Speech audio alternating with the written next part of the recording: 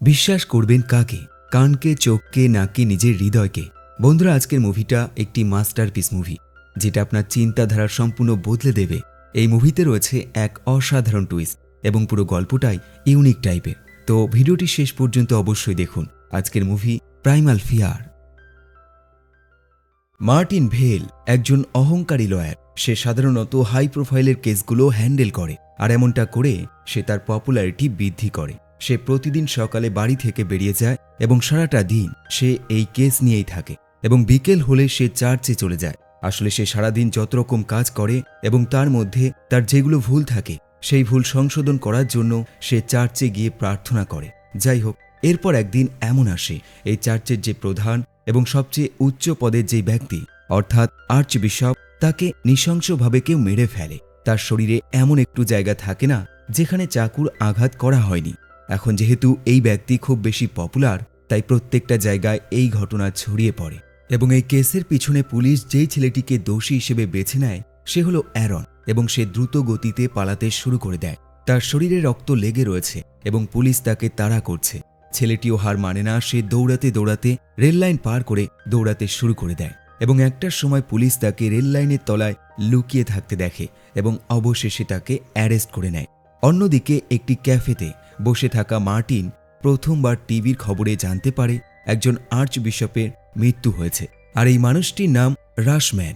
একইভাবে মার্টিন জানতে পারে ১৯ বছরের একটি ছেলে অ্যারন, তাকে এই কেসে অ্যারেস্ট করা হয়েছে। মার্টিন সঙ্গে সঙ্গে অ্যারনের সাথে দেখা করে। মার্টিন তাকে জিজ্ঞাসা করে, তুমি জানো আমি কে? অ্যারন জানায় সে তাকে চেনে না। তখন গিয়ে মার্টিন তার আসল পরিচয় দেয়। সে বলে সে একজন লয়ার এবং তার এই কেসটা সে ফ্রিতে হ্যান্ডেল করতে চায়। মার্টিন তাকে বোঝায়, তুমি যদি আমায় বাদে অন্য কোনো লয়ারকে নিযুক্ত করো তবে তারা প্রায় $৪০,০০০ নিয়ে নেবে, কিন্তু আমি তোমার কেস ফ্রিতে হ্যান্ডেল করতে চাই। এখন এমন কথা শুনে অ্যারন তাকে না করে না। এখন মার্টিন তাকে বিভিন্ন রকম প্রশ্ন করতে শুরু করে দেয়, যেমন সে এখানে কতদিন ধরে রয়েছে এবং রাশম্যানকে সে কতদিন ধরে চেনে। অ্যারন তাকে জানায় সে এখানে ২ বছর ধরে রয়েছে এবং সে একটার সময় রাস্তায় রাস্তায় ভিক্ষা করত, এবং একদিন রাশম্যান তাকে দেখে ফেলে এবং সে তাকে চার্চে নিয়ে যায় এবং সেখানেই তাকে আশ্রয় দেয়। রাশম্যান তাকে খুব বেশি ভালোবাসত, এমনকি সে তার বাবার চাইতেও কম নয়। মার্টিন তাকে জিজ্ঞাসা করে যে যখন রাশম্যানের মৃত্যু হয়েছিল তুমি তার ঘরে কি করছিলে? সে বলে, আমি একটি বই লাইব্রেরিতে রাখার জন্য বেরিয়েছিলাম এবং তখন আমি রাশম্যানের চিৎকার শুনতে পাই।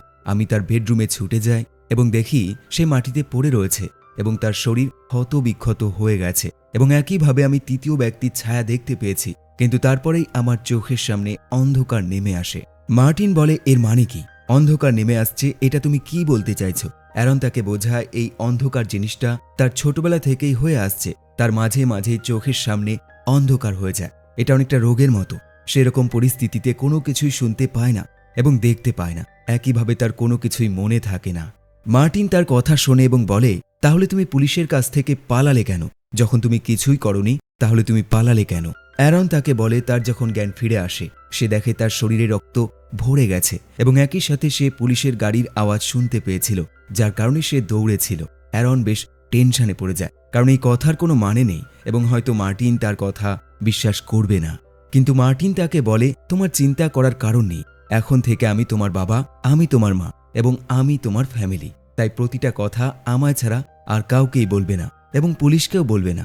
এরপর মার্টিন অ্যারনের জামার সাইজ তার নোটবুকে লিখে নেয় এবং এরপর সে সেখান থেকে চলে আসে। মার্টিন বাড়িতে গিয়ে টিভি চালায় এবং টিভিতে প্রতিটা নিউজ চ্যানেলে একটা কথাই বলে, এই মৃত্যুর পিছনে অ্যারন রয়েছে। কিন্তু মার্টিন তার কাজ শুরু করে দেয়। সে তার অ্যাসিস্ট্যান্টকে বুঝিয়ে দেয় এই কেসে কি কি ঘটেছে, এবং একইভাবে সে জানায় অ্যারনের পকেটে একটি আংটি পাওয়া গেছে, যে আংটিটা রাশম্যানের, অর্থাৎ যে মরে গেছে। এখন তার অ্যাসিস্ট্যান্ট তাকে জিজ্ঞাসা করে, তাহলে অ্যারন কি সেই আংটিটা চুরি করেছে? মার্টিন তাকে বোঝায় পকেটে এই আংটি পাওয়া গেছে মানে এর অর্থ এটা নয় যে আংটিটা সে চুরি করেছে, এবং এর অর্থ যা খুশি হতে পারে, কিন্তু আমাদেরকে তদন্ত করতে হবে। সে তাকে অর্ডার দেয় সে যেন রাশম্যানের প্রতিটা হিস্ট্রি ভালোভাবে চেক করে। অন্যদিকে সরকারি পক্ষের উকিল, যার নাম জ্যানেট, সে এই ছেলেটিকে ফাঁসি দেওয়ার জন্য সমস্ত রকম পরিকল্পনা করতে শুরু করে দেয়। জ্যানেট শুধুমাত্র সরকারি পক্ষের উকিল নয়, একইভাবে সে মার্টিন ভ্যালের প্রাক্তন প্রেমিকা, যার কারণে সে এই কেসটা 100% এফোর্ট দিয়ে লড়তে চায়। এদিকে মার্টিন রাশম্যানের সেই রুমে যায় যেখানে তাকে মার্ডার করা হয়েছে। সে শুধু এটুকুই লক্ষ্য করে এমন একটি জায়গা নেই যেখানে রক্ত লেগে নেই। মার্টিন সোজা অ্যারনের সাথে দেখা করে এবং তাকে বোঝায় সে যেন আদালতে চুপ থাকে, সে দোষী হোক অথবা নির্দোষ, কিন্তু যখন তাকে বলতে বলা হবে তখনই যেন সে কথা বলে এবং বাকি সময় সে যেন চুপ থাকে। এখন হিয়ারিংয়ের দিন চলে আসলে মার্টিন কোর্টের উদ্দেশ্যে যাত্রা শুরু করে, কিন্তু রাস্তার মাঝে প্রচুর মিডিয়া তাকে ঘিরে ধরে, কারণ মিডিয়ার মতে মার্টিন একজন অপরাধীকে ডিফেন্ড করছে। তাই মিডিয়া তার সাথে বিভিন্ন রকম খারাপ কথা বলতে শুরু করে দেয়। এখন কোর্টের হিয়ারিং শুরু হলে জাজ সবার প্রথমে অ্যারনকে প্রশ্ন করে, কিন্তু মার্টিন তাকে ডিফেন্ড করে এবং বোঝায় সে সবার আগে অ্যারনকে মনোবিজ্ঞানী দ্বারা বিভিন্ন রকম প্রশ্ন করতে চায়, তাই তার আগে তাকে যেন প্রশ্ন না করা হয়। অন্যদিকে মার্টিনের সবচেয়ে বিশ্বস্ত সঙ্গী এবং একইভাবে প্রাইভেট ইনভেস্টিগেটর টম এই কেসে তদন্ত করতে শুরু করে দেয়। সে সবার প্রথমে সেই চার্চে যায় এবং অ্যারন যেই রুমে থাকত সেই রুমটা সে ভাড়া নেয়, কিন্তু রুমে যেতে এক রহস্যময় মানুষ তার উপর অ্যাটাক করে এবং তারপর সে সেখান থেকে পালিয়ে যায়। টম তার কাছ থেকে একটি লকেট খুঁজে পায়। মার্টিন এই লকেটটা অ্যারনকে দেখালে জানতে পারে এটা হলো অ্যালেক্স নামে সেই ছেলেটির, যে কিনা গির্জায় একজন অল্টার বয় হিসেবে কাজ করত, অর্থাৎ গির্জার যে প্রিস্ট তার সহযোগী হিসেবে কাজ করত। মার্টিন খানিকটা অবাক হয়, কারণ সহযোগী হিসেবে কাজ করলেও সে এমন লকেট কেন পরবে। মার্টিন তাকে জিজ্ঞাসা করে, এবার বলো সেই ছেলেটি তোমার ঘরে কি করছিল। অ্যারন এর উত্তর ভালোভাবে দিতে পারে না। এরপর মার্টিন তাকে তার গার্লফ্রেন্ডের ছবি দেখায়, যার নাম লিন্ডা, এবং মার্টিন এখন তার গার্লফ্রেন্ডের সাথে দেখা করতে চায়, কিন্তু অ্যারন তাকে তার লোকেশন দেয় না। মার্টিনের কেন জানি মনে হয় অ্যারন তার কাছ থেকে কিছু একটা লুকানোর চেষ্টা করছে, তাই মার্টিন একজন সাইকিয়াট্রিস্ট যার নাম মলি তাকে দায়িত্ব দেয় সে যেন অ্যারনের সমস্ত রকম পরীক্ষা নেয়। এখন মলি কথা মতো অ্যারনের সমস্ত রকম পরীক্ষা নিতে শুরু করে দেয়, তাকে বিভিন্ন রকম প্রশ্ন করতেও শুরু করে দেয়। আসলে এই সব কিছু করার একটাই কারণ, যাতে যে কোনো রকমভাবে প্রমাণ হয়ে যায় এই মার্ডার অ্যারন নয় বরং অন্য কেউ করেছে। এমনকি সে রাশম্যানের মৃতদেহের ওপর থেকে যেই নাম্বারটা পাওয়া গেছে সেটা চাকু দিয়ে তার শরীরের ওপর লেখা হয়েছিল, সেটাও তদন্ত করতে শুরু করে দেয়।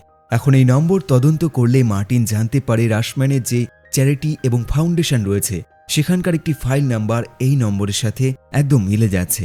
তারা সেই ফাইলটা ওপেন করে এবং সেখান থেকে তারা রাশম্যানের সম্বন্ধে অনেক তথ্য জানতে পারে। তারা জানতে পারে এই মানুষটি মোটেও ভালো লোক ছিল না, সে বেআইনি কাজ করত, যেহেতু এই চার্চের প্রধান ছিল তাই তার ওপর কোনো রকম প্রশ্ন কেউ করত না। একইভাবে তারা চার্চের নাম করে বিভিন্ন জায়গায় জমি নিজেদের আন্ডারে করে ফেলত এবং এই কাজে অনেক ইনভেস্টার রয়েছে এবং সেই ইনভেস্টারদের মধ্যে একজন হলো জন, আর এরা প্রত্যেকেই সরকারের আইনের বিরুদ্ধে কাজ করে থাকে। তাই মার্টিনের সন্দেহ আরও বেড়ে যায়।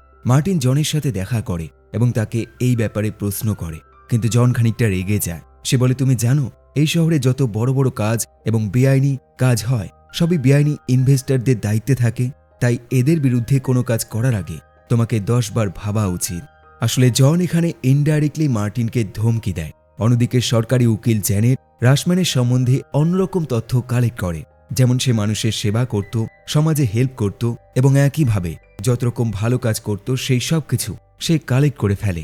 পরের দিন কোর্টের হিয়ারিং শুরু হলে জ্যানেট প্রত্যেককে এটাই জানায় অ্যারনের পায়ে যে জুতোটা পাওয়া গেছে তার মধ্যে রক্ত লেগেছিল এবং সেই রক্ত রাশম্যানের রক্তের সাথে সম্পূর্ণ মিলে গেছে। একইভাবে তার কাছে একটি চাকু পাওয়া গেছে। এমনকি এরপর সেই ঘরের ছবিটাও দেখায় যেখানে চারপাশে রক্ত লেগেছিল এবং সেই বুটের ছাপও ছিল। মার্টিন এর বিরোধিতা করে, সে প্রশ্ন করে সেই ঘরে তৃতীয় ব্যক্তিও ছিল কিনা। পুলিশ অফিসার জানায় এরকম কোনো প্রমাণ সে পায়নি, কিন্তু মার্টিন বলে সেখানে তৃতীয় ব্যক্তি ছিল না, এই প্রমাণটাও তো পাওয়া যায়নি। পুলিশের মতে চাকুর এই আঘাত যেই ব্যক্তি করেছে সে তার বাঁ হাত ব্যবহার করেছে। এখন মার্টিন তাদেরকে বোঝায় এমনটাও তো হতে পারে যে আসল খুনি সে রক্তের ছাপ চারিদিকে ছড়িয়ে দিয়ে অন্য কাউকে ফাঁসানোর জন্য তার হাতের ছাপ এবং পায়ের ছাপ পুরো ঘরে ছড়িয়ে দিয়েছে। আসলে মার্টিনের বলা একটা কথাও এই কোর্টে সেরকম সম্মতি পায় না, কিন্তু আজকের দিনের হিয়ারিং এখানেই শেষ হয়ে যায়। পরের দিন জ্যানেট প্রত্যেককে জানায় সে মৃতদেহের শরীরে যেই নাম্বারটা খুঁজে পেয়েছে সেটা আসলে একটি বইয়ের নাম্বার এবং সেই বইয়ে একটি আন্ডারলাইন করা লেখা রয়েছে। আর সেই লেখাটা হলো যেই মানুষের দুটো রূপ, অর্থাৎ একটা আসল রূপ এবং একটা নকল রূপ, তারা বেশি দিন এই দুটো রূপ কন্ট্রোল করতে পারে না। মার্টিন আরও একবার অ্যারনের সাথে দেখা করে এবং তাকে জিজ্ঞাসা করে এই আন্ডারলাইন করা লেখাটা সে কি করেছে। অ্যারন সম্পূর্ণ না করে দেয়। সে বলে সে লাইব্রেরিতে বই পড়ে মানে এই নয় সে বইয়ের লেখাতে আন্ডারলাইন করবে। মার্টিন তার সহযোগীদের ওপর খুব রেগে যায়। সে বলে তোমরা এখনও এই তৃতীয় ব্যক্তিকে খুঁজে বের করতে পারলে না, আর এই জিনিসটা মোটেও ভালো নয়। কিন্তু তার সহযোগীদের অভিযোগ মার্টিন সেই ছেলেটির ওপর কোনো রকম দোষ দেখতে চাইছে না, যেটা মোটেও ঠিক নয়। কিন্তু মার্টিন তাদেরকে বোঝায় ছেলেটিকে দেখে তার মনে হয় না সে এই অপরাধ করেছে। আর এই কথা শুনে তার সহযোগী বেশ হতাশ হয়ে যায়, কারণ একজন লয়ার যেখানে মুখ দেখে বিচার করছে সে অপরাধ করেছে কিনা, আর এটার সবচেয়ে বড় ভুল। অন্যদিকে সাইকিয়াট্রিস্ট মলি অ্যারনকে বিভিন্ন রকম প্রশ্ন করে, বিশেষ করে তার গার্লফ্রেন্ডকে নিয়ে, এবং একটার সময় অ্যারন খুব রেগে যায় এবং তার এই আচরণ মোটেও স্বাভাবিক ছিল না, যেটা দেখে মলি খানিকটা ভয় পেয়ে যায়। অন্যদিকে মার্টিন এবং টমি অ্যালেক্স নামে সেই অল্টার বয়কে ধরে ফেলে এবং তাকে জিজ্ঞাসা করে সেদিন সে সেই রুমে কি করছিল যেখানে রাশম্যান ছিল, এবং এখানে অ্যালেক্স প্রথমবার জানায় সে সেখানে একটি টেপ রেকর্ড খুঁজতে গিয়েছিল, যেই টেপ রেকর্ডে অ্যাডাল্ট ভিডিও ছিল, এবং সেই ভিডিওতে স্বয়ং সে নিজে, একইভাবে অ্যারন এবং তার গার্লফ্রেন্ড লিন্ডা ছিল। আর এই কারণেই সে সেখানে গিয়েছিল এই রেকর্ডটা নেওয়ার জন্য। এমনকি ছেলেটি আরও বলে রাশম্যান এমন একজন মানুষ যে সেখানে বসবাসকারী প্রত্যেকটা মানুষের সাথে সে এমন ভিডিও তৈরি করত। মার্টিন ছেলেটিকে জিজ্ঞাসা করে সেই মেয়েটি অর্থাৎ লিন্ডা কোথায় রয়েছে। অ্যালেক্স জানায় তারা এটা জানে না, এমনকি তার কাছ থেকে তারা কোনো রকম মেসেজ পায়নি। মার্টিন ছেলেটিকে বন্দি করে ফেলে। মার্টিন এরপর রাশম্যানের রুমে যায় এবং সেখান থেকে সে টেপ রেকর্ডগুলো কালেক্ট করে ফেলে এবং সেগুলো প্লে করলে সত্যি তারা জানতে পারে এর মধ্যে অ্যাডাল্ট কন্টেন্ট রয়েছে। মার্টিন সোজা অ্যারনের সাথে দেখা করে এবং তাকে বোঝায় সে এই কেস হারতে চলেছে, কারণ সে তাকে মিথ্যে বলেছে। মার্টিন বলে আমি একমাত্র যে কিনা তোমার ওপর বিশ্বাস করেছি এবং বাকি কেউ তোমার ওপর বিশ্বাস করেনি, তাই এবার বলো তুমি আমায় কেন মিথ্যে বললে। সে সেই ভিডিও ফুটেজের কথাও বলে যেখানে তার গার্লফ্রেন্ড রয়েছে, আর এই কথা শুনে অ্যারন রেগে যায় এবং তার মধ্যে থাকা সেই ভয়ানক রূপ বেরিয়ে আসে। আর এবার নিজেই বলে তার নাম রয়। সে অ্যারনকে চেনে, যে একজন বোকা ছেলে যার মাথায় বুদ্ধি কম।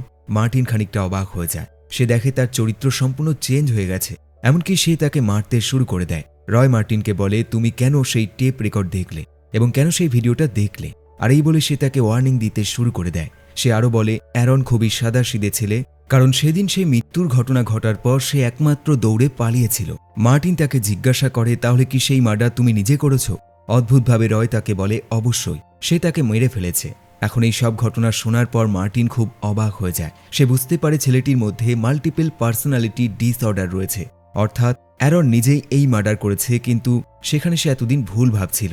এরপর মার্টিন মলির সাথে দেখা করে। মলি তাকে বোঝায় এই ছেলেটি মার্ডার করেছে, কিন্তু সে একজন পাগল, তার মেন্টাল হেলথ মোটেও ঠিক নেই, তাই এই মার্ডার সে করেনি বললেই চলে, কারণ তার সেই খারাপ রূপ এই জিনিসটা করেছে, কিন্তু আসল রূপ কখনো এটা করেনি। মার্টিন তার কথায় কোনো রকম লজিক খুঁজে পায় না। সে বলে সে এখন এই কেসটা হেরে যাবে, আর এটাই সবচেয়ে বড় ব্যাপার। এমনকি পাগলকে পাগল প্রমাণ করা সবচেয়ে বড় কঠিন, বিশেষ করে কোর্টের মতো জায়গায়। মার্টিন এই কেস নিয়ে অনেক ভাবনা চিন্তা করে এবং অবশেষে সে এই টেপ রেকর্ডটা জেনেটের কাছে পাঠিয়ে দেয়। আসলে এমনটা করার কারণ সে এই টেপ রেকর্ডটা কোর্টের সামনে দেখাতে তো চায়, কিন্তু সেটা জ্যানেটের হাত দিয়ে, যাতে জাজ বুঝতে পারে রাশম্যান আসলে কেমন টাইপের মানুষ ছিল, এবং এমনটা করলে অ্যারনের প্রতি তাদের সিম্প্যাথি কিছুটা হলেও তৈরি হবে, এবং একইভাবে এই মার্ডার কেসের জন্য জনকে সে ফাঁসাতে চায়, যে আসলে একজন বেআইনি ইনভেস্টর এবং সরকারের বিরুদ্ধে কাজ করে। অন্যদিকে জন জ্যানেটের সাথে দেখা করে এবং তাকে ওয়ার্নিং দেয় সে যেন এই কেসটা খুব তাড়াতাড়ি সমাধান করে এবং অ্যারনকে জেলে পাঠায় এবং তাকে শাস্তি দেয়, কারণ সে চায় না এই টেপ রেকর্ড ব্যবহার করে তাদের চার্চে যে হিস্ট্রি রয়েছে সেগুলো বেরিয়ে আসুক। আসলে এই টেপ রেকর্ড এটাই প্রমাণ করে যে চার্চের ইনভেস্টর এবং সেই রাশম্যান কত খারাপ কাজ করত। তাই জন জ্যানেটকে এই টেপ রেকর্ডটা পুড়িয়ে ফেলতে বলে। পরের দিন কোর্টের হিয়ারিং শুরু হলে জ্যানেট সবার প্রথমে সেই টেপ রেকর্ড তাদের সামনে রাখে এবং মার্টিনের সহযোগী টমি সবার সামনে বলে দেয় এই টেপ রেকর্ডে কি কি রয়েছে।